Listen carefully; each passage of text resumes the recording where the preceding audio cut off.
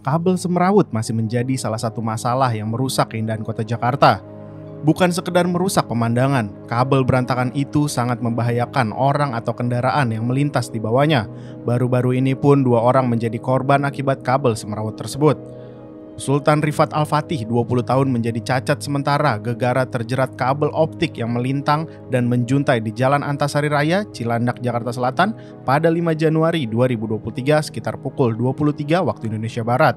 Sementara pengemudi ojek online bernama Fadim 38 tahun meninggal usai terperosok jatuh akibat terkena kabel Telkom yang melintang di tengah jalan di Jalan Brigjen Katamso, Palmerah, Jakarta Barat. Fadim sempat dilarikan ke rumah sakit namun nyawanya tak tertolong. Kabel semrawut juga cukup banyak ditemukan di daerah Pecenongan, Jakarta Pusat. Berdasarkan pantauan Forum Keadilan dari pintu depan, tepatnya sebelum papan selamat datang di wisata kuliner Pecenongan, sudah disuguhi pemandangan kabel kacau balau di atas trotoar. Tidak hanya melilit di bagian atas, kabel-kabel tersebut pun banyak yang menjuntai. Ada yang di trotoar dan ada pula di tengah badan jalan. Kabel menjuntai dari satu tiang ke tiang yang lain berderet di tengah badan jalan. Jika ditotal ada lebih dari 10 kabel tidak teratur di sepanjang jalan Pecenongan. Pengamat tata kota dari Universitas Trisakti Nirwono Joga menilai kasus warga terjerat leher kabel semrawut harus menjadi momentum Pemprov DKI Jakarta dalam mempercepat pemindahan seluruh sarana jaringan utilitas terpadu atau SJUT ke bawah tanah atau trotoar. Pemprov DKI Jakarta harus berani bertanggung jawab atas keamanan dan keselamatan warga DKI terhadap seluruh SJUT yang ada di wilayahnya. Sehingga dalam kasus warga terjerat kabel, Pemda tidak boleh lepas tangan atau menyalahkan perusahaan kontraktor kabel utilitas tersebut, katanya kepada Forum Keadilan Jumat 11 Agustus 2023. Pejabat Gubernur DKI Jakarta Heru Budi Hartono sendiri pun sudah meninjau proyek pemasangan kabel optik di beberapa lokasi di Jakarta dan memberikan batas waktu sebulan bagi perusahaan pemilik kabel untuk merapikan kabel yang semrawut. Jika lewat, Heru mengancam tak akan memberikan izin penambahan jaringan kepada perusahaan. Saya mintakan kepada Asbang, asisten pembangunan, bahwa kita berikan 1 bulan untuk mereka merapikan. Pemilik kabel harus bertanggung jawab terhadap kerapihan pemasangan kabel-kabel di seluruh Jakarta, kata Heru Budi di kantor Dinas Perhubungan, Jalan Jati Baru, Jakarta Pusat, Jumat 11 Agustus. Kata Nirwono, dalam fenomena kabel semrawut Pemda DKI harus ikut bertanggung jawab sekaligus memberi sanksi tegas kepada perusahaan kontraktor utilitas atau kabel serat optik tersebut, serta pada pemilik atau perusahaan pemberi tugas kepada kontraktor karena tidak mengawasi pekerjaannya dengan baik. Pemda dan DPRD DKI perlu segera mempercepat pengesahan Raperda SJUT yang diajukan ke DPRD DKI sejak 2019.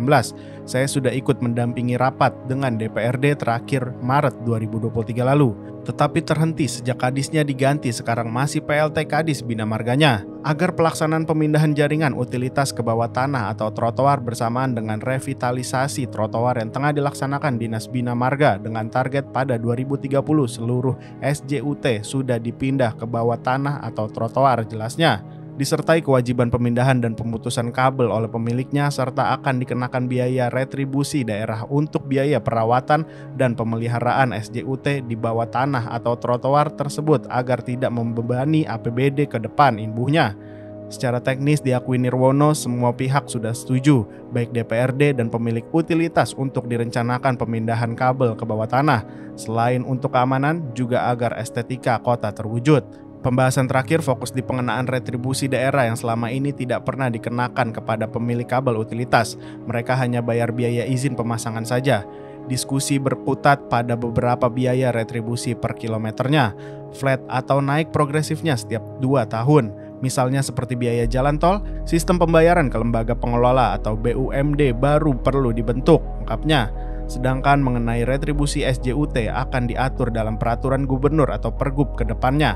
Nirwono berharap semoga Raperda dapat segera disahkan sehingga ada payung hukum kuat untuk mewajibkan seluruh pemilik kabel utilitas memindahkan ke bawah tanah atau trotoar. Lebih lanjut, ia mengungkapkan rencana pemindahan kabel sebenarnya sudah lama dicanangkan dan diatur dalam peraturan daerah atau Perda. Perda nomor 8 tahun 1999 tentang jaringan utilitas masih membolehkan pemasangan kabel di atas dengan pengawasan dari Pemda DKI. Instruksi Gubernur nomor 126 tahun 2018 tentang penataan dan penertiban jaringan utilitas tidak efektif dilaksanakan di lapangan.